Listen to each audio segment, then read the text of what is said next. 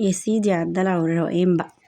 بصوا الكلام القمر ده عملناه ب3 كوبايات دقيق ونص بس.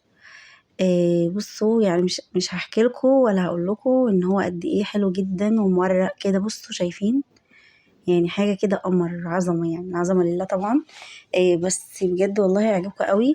ولا فرد بقى ولا عجن كتير قوي، يعني اللي هو يعني مش هنقعد بقى ايه نفرد كتير ولا. بصوا هو سهل يعني. يعني من كتر ما هو عاجبني مش عارفه اوصف لكم هو اتعمل بكل سهوله ازاي، ما شاء الله يعني. و3 كوبايات دقيق ونص. بصوا عملوا معانا الكميه دي كلها وبكل سهوله. فعايزه اقول لكم بقى يعني مش هحكي كتير ولا هرغي كتير، بس يلا بينا نبدا وصفتنا وبسم الله كده. بصوا بقى معانا هنا بوله 3 كوبايات والدقيق ونص منخولين. لازم ننخلهم يا جماعة عشان نطلع منهم كده ايه الرطوبة بالشكل ده زي ما احنا شايفين كده. آه يعني عايزة اقول لكم هنعمله بكل سهولة جدا والله، مش هتاخد حاجة. هو بص كل الحكاية 3 دقيق كوبايات ونص ورشة كده من الملح، يعني مثلا ايه ربع معلقة كده صغنون. نجيب بقى هنا كوباية يعني شوب كده مية من الحنفية عادي. بصوا بقى نحطها كده تدريجيا. طبعا احنا عارفين ان مش كل الدقيق واحد، يعني مش كل الدقيق بياخد نفس معيار المية. انا كده حطيت مثلا، بقيت احط تدريجيا كده الكوباية بتاعة المية. تمام لغاية ما خلصتها كده وحطيت كل الكوباية زي ما احنا شايفين كده. بقيت اعجن بالشكل ده.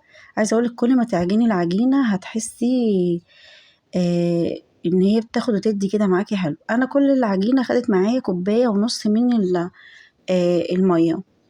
انا هنا حطيتها على الرخامة او على الكونتر زي ما هتعجني يعني. شايفين انا حطيت نص كوباية مية تاني اصلا من الحنفية عادي جدا.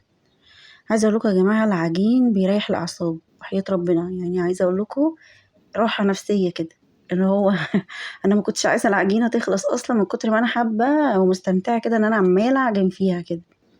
بتريح الاعصاب فعلا بجد، تدي خير وبركة ورزق كده في البيت وفي المكان.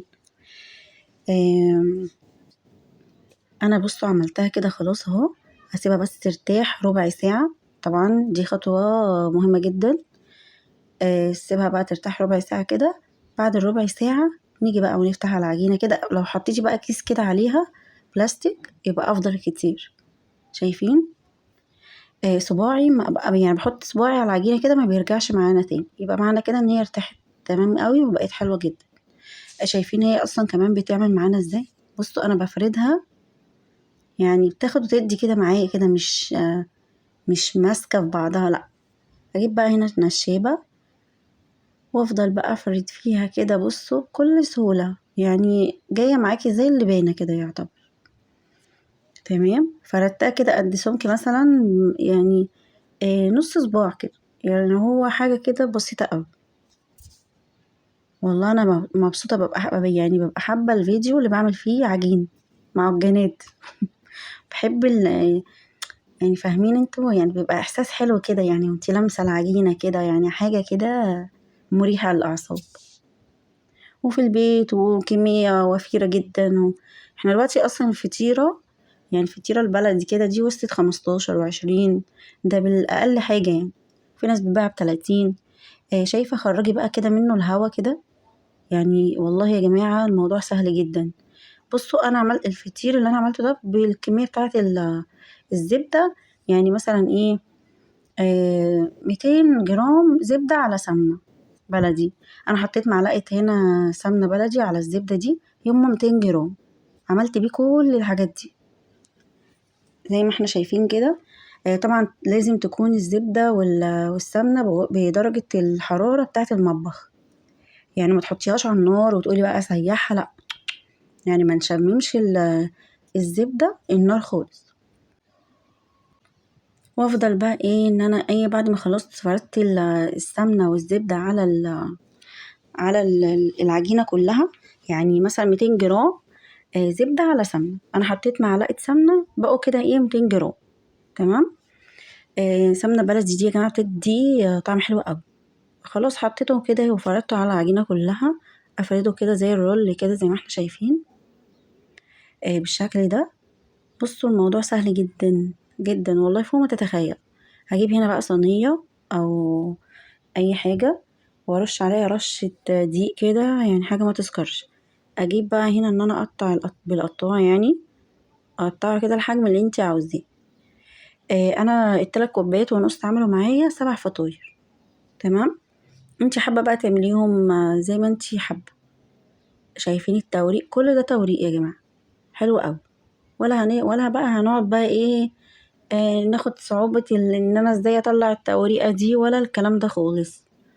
هتشوفي بس جربي الطريقة دي هتعجبك قوي. تمام. هنريحها برضو هنا 10 دقايق بعد ما قطعناها. بعد ال10 دقايق كده، اهم حاجة اهم من العجينة نفسها التريح. جبنا هنا اول واحدة بعد ما ريحناها 10 دقايق تانيين. اجيب بقى هنا معلقة من السمنة والزبدة اللي انا عاملاهم كده، معلقة صغير، واحطها كده افرد العجينة فردة صغننة كده، واحط معلقة من الزبدة على السمنة والفها زي ما احنا شايفين كده كورة. ايوه بالشكل ده، بس ما تحطيش على اطراف العجينة سمنة عشان تعرفي تقفليها زي ما انا قفلتها كده. ونرجعها تاني في الصينية، وهكذا. نحط برضو معلقة صغيرة من السمنة على الزبدة. عايزة تعمليها بزبدة بس تمام، عايزة تعمليها بالسمنة البلدي بس تمام جدا. كده حلو كده حلو، يعني المتوفر عندك قشطة تمام يعني.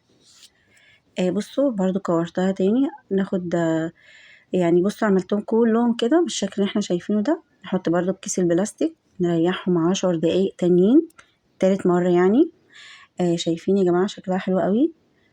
بصوا بقى جينا هنا عند البوتاجاز، انا هنا موطية النار اقل من المتوسط. تمام. جبنا هنا معلقة صغيرة من الزبدة على السمنة، كل ده بالكمية اللي انتوا شفتوها كده. واجيب اول كورة كده وافردها كده في الطاسة. شايفين السهولة يا جماعة؟ ما شاء الله بجد، يعني اللهم بارك، يعني حاجة كده تحفة.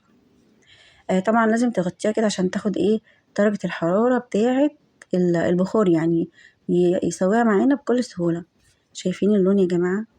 ايه الحلاوة دي بجد، يعني تحفة. ومفيش اسهل من كده. يعني بصوا عمالنا هي بتنتفخ معايا، بس طبعا مش عارفة التليفون مش مبين يعني الكاميرا. شايفين يا جماعة اللون حلو قوي؟ يعني نغطيها علشان تبقى كده معانا يعني تاخد كده من البخار وتستوي على طول. نفضل بقى نقلبها من الوش ده للوش ده، عشان عشان خاطر تستوي معانا. نيجي بقى هنا خلصنا اول واحدة، نحط اول واحدة تاني واحدة كمان. مش عايزة تعملي طبعا بايدك، انا اتلسعت لسعة بقى مش قادرة اقول لكم يعني. بالسبتيولا كده بقى ونفرد العجينة، هتتفرد معانا بكل سهولة زي ما احنا شايفين. ما عندكيش الاسبتيولا، هاتي معلقة عادي معدن، دهنيها زبدة او والسمنة اللي احنا عاملينها دي، وفردي بيها كده. ونغطي برضو وان احنا برضو نسيبها بعد ما تتبخر كده شوية ونحس ان هي خدت لون من تحت. شايفين يا جماعة؟ هي بتنتفخ والله، بس مش عارفة ليه مش باينة يعني. نروح قلبينها على الوش التاني. تمام. مفيش اسهل من كده يا جماعة. يلا بينا كده بقى نقلبها. اوعى وشك. ايوه بصي جمدي قلبك كده وقلبي العجينة على طول كده، خلي قلبك جامد كده. مادام بتعملي حاجة بحب هتطلع معاكي حلوة قوي. وطبعا بايدك انتي احلى بكتير قوي من لما نشتريها، والمكونات متوفرة جدا ان شاء الله. وحلو. نحط بقى هنا كده، نعمل برضو كمان واحدة معاكم. بصوا بالمعلقة المعدن يعني. ندهن المعلقة كده سمنة أو زبدة أو سمنة بس، وعشان بس خاطر لما تيجي تضغطي على العجينة ما تلزقش في العجينة. تمام، هي دي الفكرة. شايفين اللون اللي هي واخداه من تحت ده؟ حلو قوي. حابة طبعا تحطي دهني صاج أو صينية وتحطيهم في الفرن، حلو قوي يعني برضو هتبقى تحفة. بس احنا بنتكلم في ايه بقى؟ ان هنا الحاجة هتبقى هنا سهلة. بصوا الكلام مفيش كده يا جماعة بقى. وحاجة سهلة وحاجة تحفة قوي. طبعا طبعا نفسي تجربوه جدا. وهنا انا خلصت الكمية. طبعا كل واحدة كل فطيرة بتطلعوها لازم تغطوها، يعني تحطوها كده عشان لما تفضل طرية كده ومقرمشة في نفس الوقت. ازاي؟ ما اعرفش يعني. طبعا هو سخن جدا، عايزة اقول لكم يعني مش قادرة اقول لكم كان سخن قد ايه. بس سيبكم انتوا من السخونية والحاجات دي، يعني هو كان ريحته روعة ورهيبة. ريحته السمنة البلدي انا حطيت معلقة بس كانت كفيلة ان هي تديني طعم السمنة البلدي قوي. والزبدة طبعا لو يعني زبدة حلوة هتديكي برضو طعم حلو. شايفين يا جماعة التوريق ده؟ اتمنى تجربوه والله هيعجبكم جدا. طبعا مع عسل ابيض كده وطحينة، يا سلام يا سيدي على الكلام بقى. شايفين؟ ولا مكتومة ما شاء الله، ولا بص ولا اي حاجة. حلوة قوي. اتمنى تجربوها بقى ان شاء الله. انا قلت لكم كذا مره اهو تجربوها لانها فعلا هتعجبكم قوي وهتحبوها جدا. وطبعا استاهل لايك واستاهل اشتراك في القناه ان شاء الله. وتنوروني وتجربوها ها. وتقولوا لي رايكم في الكومنتات ان شاء الله.